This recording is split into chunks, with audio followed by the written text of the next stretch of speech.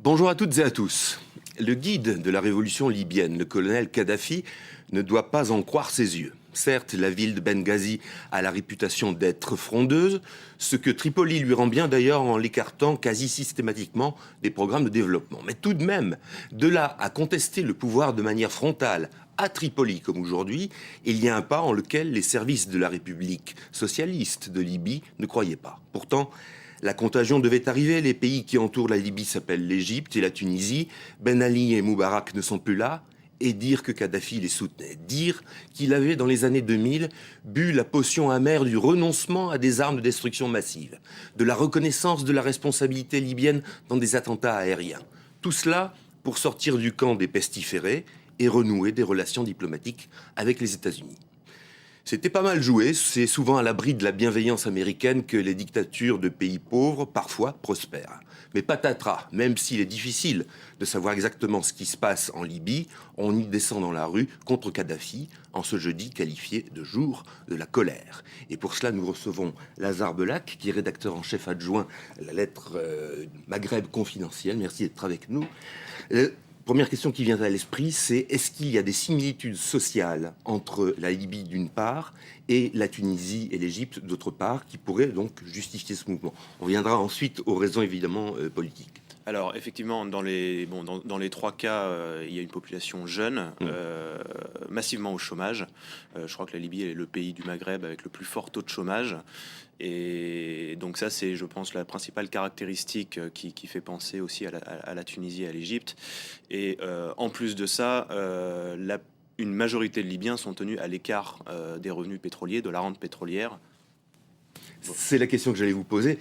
Kadhafi a les moyens de donner des sucres quand même, avec sa manne pétrolière, ce que n'avait pas forcément la Tunisie ou l'Égypte. Alors effectivement, d'ailleurs, il a déjà commencé, il a chargé un de ses fils de passer de ville en ville avec ses milices privées pour distribuer de l'argent et faire comprendre aux tribus, puisque la Libye est un pays tribal, que les tribus qui manifesteraient seraient tenues à l'écart du développement et de l'investissement et bref de la rente pétrolière. Donc effectivement, il peut distribuer de l'argent, mais c'est une fuite en avant dans la mesure où plus il distribue, plus il sera condamné à distribuer, et ça réglera en rien les problèmes que dénoncent les manifestants aujourd'hui. Alors, quelle est exactement, elle est peut-être bariolée, mais quelle est la couleur de ce mouvement politique aujourd'hui? On sait quand même que c'est l'anniversaire de la mort d'une douzaine de manifestants qui, en 2006, avaient protesté contre les caricatures danoises du prophète Mahomet. Là, il y a une coloration islamiste? Alors, il y a une petite coloration islamiste. La plupart des leaders du mouvement, qui est un mouvement effectivement très protéiforme, ne sont pas des islamistes, ce sont plutôt des laïcs. En réalité, le 17 février est également la commémoration du massacre de la prison d'Abu Salim en 96, où un millier de prisonniers politiques, pour la plupart, ont été massacrés dans la prison d'Abu Salim. Et c'est l'arrestation d'un avocat des familles qui, aujourd'hui, en fait, a déclenché a été la mèche de ce mouvement. Voilà, en fait, ça a contribué, puisqu'il y avait eu d'autres arrestations avant de leaders politiques. Mais maintenant, voilà, tous ces mouvements se rejoignent en un seul, qui s'est appelé le jour de la colère, mais qui aurait pu s'appeler n'importe quoi. Et je pense qu'en plus de ça, il y a un ras-le-bol un peu généralisé de la population qui voit le même leader depuis 41 ans et qui voit que leurs conditions de vie à eux n'ont pas franchement évolué, sauf pour une minorité de privilégiés.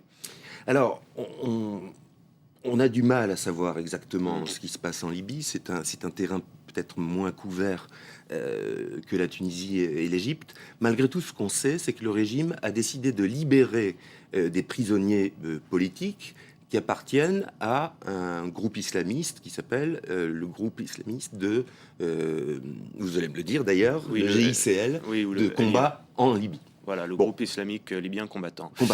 Alors là, quel est le calcul du pouvoir? Alors, on peut l'interpréter de deux manières. Ça peut être un gage d'ouverture pour tenter de calmer les islamistes, ou au contraire, comme de nombreux Libyens l'analysent, comme une tentative de séparer les opposants. D'enfoncer un coin entre les opposants. D'enfoncer un coin entre les opposants, tout à fait, et de séparer les islamistes d'un côté et le reste de ce mouvement qui est un peu protéiforme et assez jeune, en fait, et les séparer et les diviser pour mieux régner, finalement. C'est-à-dire qu'il y aurait je dirais, une orientation particulière des islamistes, dont le JICL d'ailleurs a fait allégeance à Al-Qaïda, ce qui permettrait de diviser la foule des manifestants? Oui, alors c'est peut-être le calcul de Muammar Kadhafi. En même temps, il a fait beaucoup, et notamment via son fils Saïf, pour rapatrier les islamistes exilés à Londres, etc., et les réintégrer au jeu politique libyen. Donc ce sont des gens qui ont en fait allégeance à Muammar Kadhafi, et il tente en tous les cas depuis plusieurs années de les neutraliser. Donc il faut aussi voir cette libération sous cet axe-là. Mais y compris des militants de ce mouvement, Ah oui, précisément? bien sûr. Oui, bien sûr. Donc ils tentent de les récupérer dans le jeu politique. Mais quel jeu politique? Y a-t-il un jeu politique en Alors, Libye? il y a effectivement pas d'opposition. On sait très très mal comment se passent même les tractations au sein du régime. Ce qui est certain, c'est que Muammar Kadhafi a très très peur de la mouvance islamiste, qui est sa première opposition depuis très longtemps. Et à tous ceux qui étaient en tous les cas à Londres, aux États-Unis, etc., il leur propose le deal suivant. Vous revenez en Libye, on arrête les poursuites et on vous laisse vous exprimer, mais voilà, dans un périmètre bien déterminé. Et ça marche, cet arrangement? Ça marche en partie. Il y a beaucoup il y a toute une frange du GICL justement qui a renoncé à la violence, qui a renoncé à la mouvance, disons, Al-Qaïda, pour dire on va se réintégrer en Libye, on va calmer le jeu. Dans cette affaire-là, les États-Unis ont intérêt à quoi? On a vu que en Tunisie, ils avaient été présents, peut-être encore plus présents en Égypte.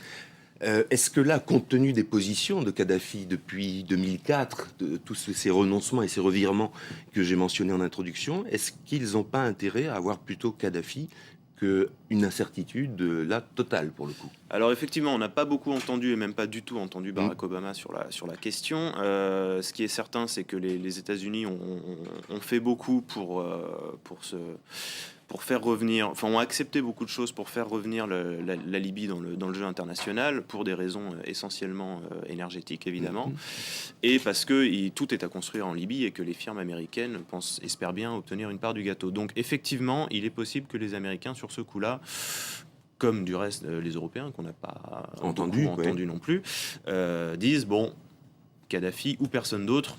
Plutôt Kadhafi dans ces cas-là. Dans ces cas-là. Merci Lazare Belac d'avoir participé à cette émission sur France 24, où vous suivrez bien sûr l'actualité libyenne et bien d'autres choses encore, y compris sur le site france24.com en 3 langues, français, anglais, arabe, vous le connaissez. Vous n'avez donc aucune raison d'aller voir ailleurs. Merci infiniment de votre attention et bonne continuation.